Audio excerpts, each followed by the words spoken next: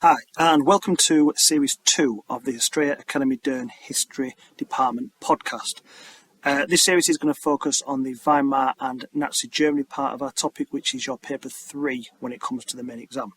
If you haven't listened to any of these podcasts before, the aim of these is to be about a 5-10 minute little podcast that's going to focus on one particular element of the Germany topic. It's not supposed to replace your main revision. It doesn't take place of your cue cards, your timelines, your brain dumps, whatever you're using to revise. This is just to give you that little bit of an injection, a little bit of extra bit of nugget of knowledge on these individual topics. If you've not checked out the other podcasts that I've got available, then check out Series 1, which focuses on medicine through time and the Western Front. Series 3, which focuses on early Elizabethan England, and Series 4, which focuses on the superpower relations, i.e. the Cold War. Okay, let's get started. Let's do a bit of Germany.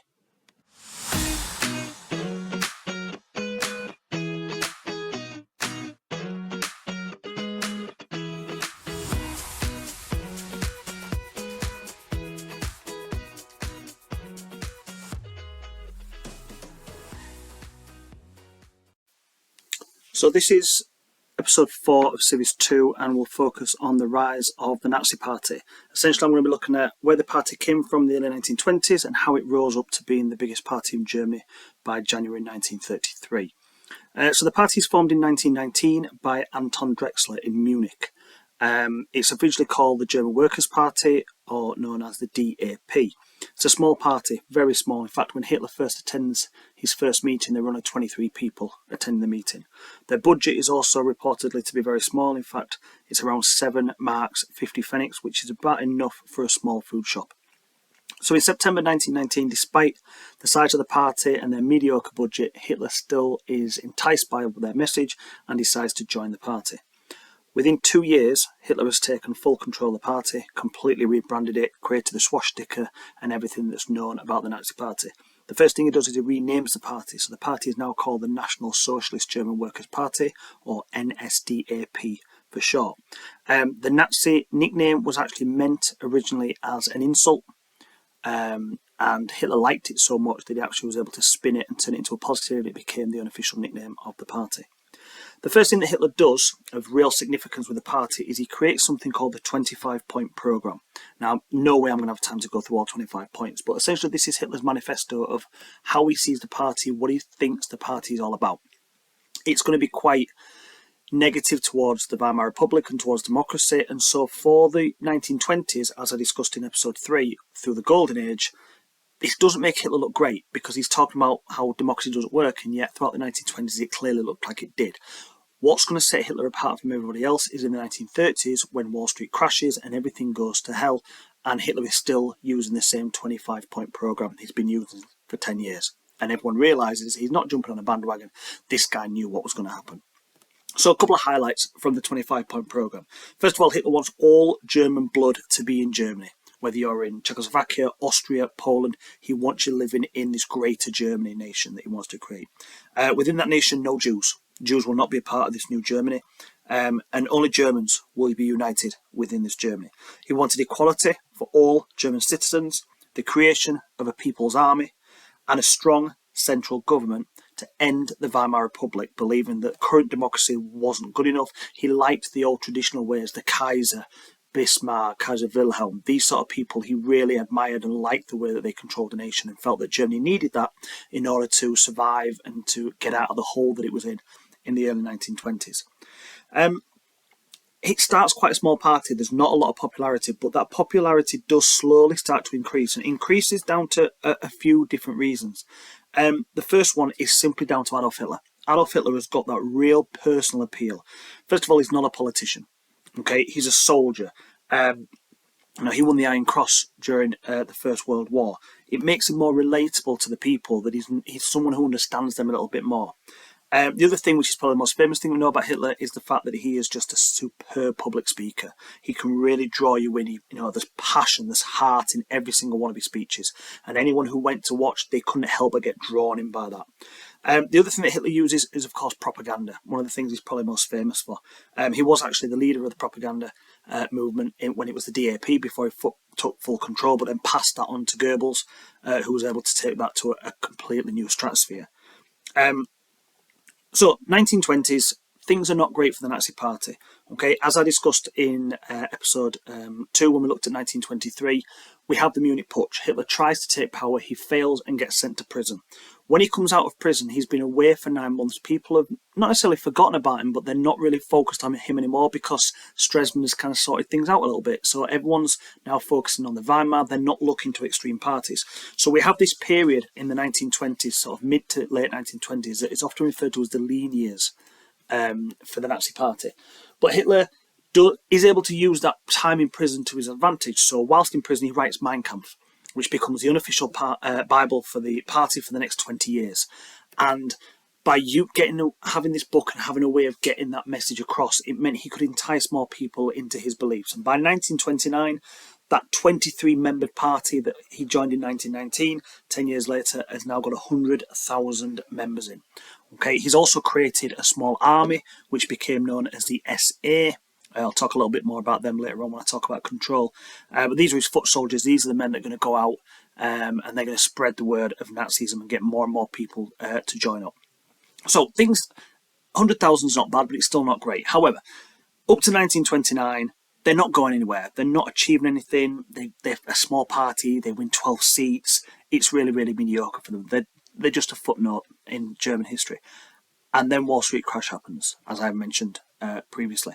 And that changes everything. Because now people are realising that the Weimar Republic is not the best way to run this country. They've clearly let them down.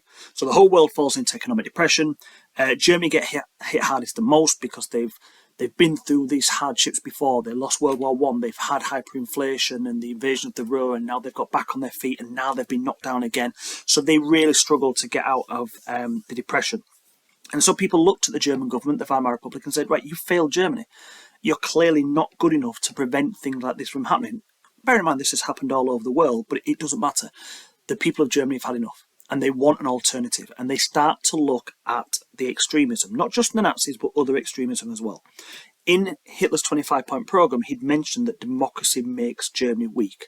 And so people look at that and go, this guy knows what he's talking about. He's foreseen the future 10 years ago, realised it was all going to come crashing down, and so they start to support the Nazis.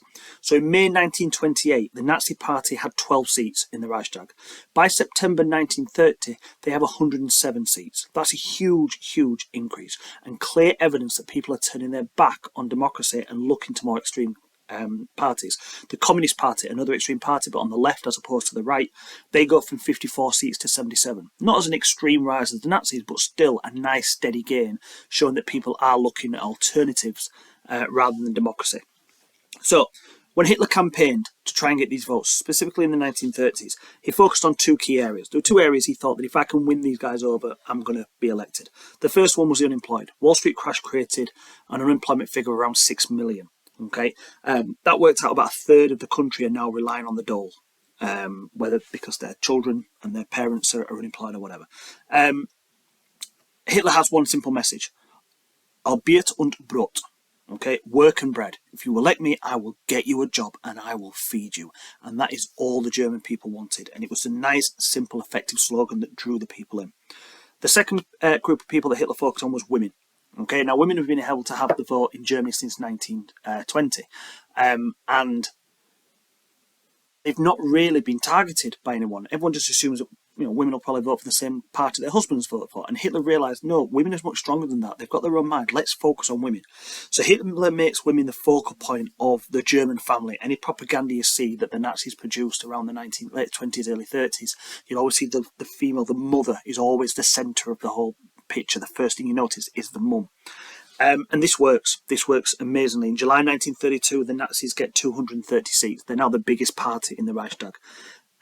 This drops a little bit, okay? And it doesn't work the way it wants because the president of Germany is the guy that chooses who the chancellor is. It's not down to the people, really. They show the president who they think is the best person for the job, but the president ultimately has to decide. And Paul von Hindenburg is not a supporter of Hitler. He doesn't trust Hitler. He doesn't believe Hitler is the right man for the job. So in July 1932, he actually gives the job to von Papen, who is the leader of the Centre Party. Van Papen hasn't got enough support within the Reichstag. It's not going to work. But what he's hoping is that if the voters realise that Hitler is not going to get into power despite the fact they voted for him, then maybe they'll stop voting for the Nazis, which kind of does work, because in November 1932, the Nazis only win 196 seats. They're still the most populous party, but they've dropped 34 seats because people have realised that maybe it's a waste of a vote voting for Hitler. Okay, so the plan does work, but not really, because they're still the biggest party. They just lose a few seats. However, in November 1932, Hindenburg still doesn't pick Hitler to be the leader, despite his 2 victories. He actually goes for von Schleicher, and he was chosen instead. Now, he's not popular. He's a soldier. He tries to do things by sort of forcing his authority on people, and he didn't really have the support to do that.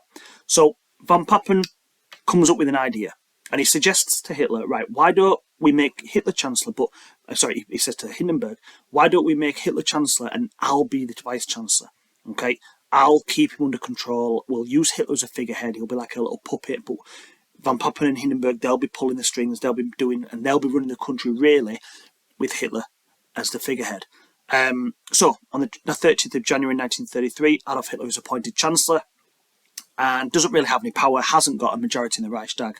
And again, Hindenburg and von Papen think they're going to be able to manipulate him. They have misjudged this hugely. Okay, Hitler is not the patsy they think he's going to be.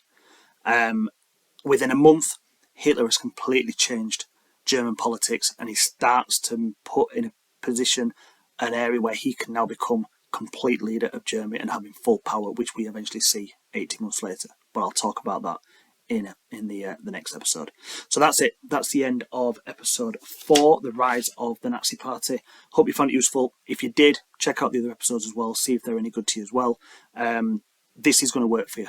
Okay, by listening to these, you are showing the desire to revise and the desire to learn what you need to know for the exam. So keep working hard, keep trying, and I'll catch you on the next episode. See you later.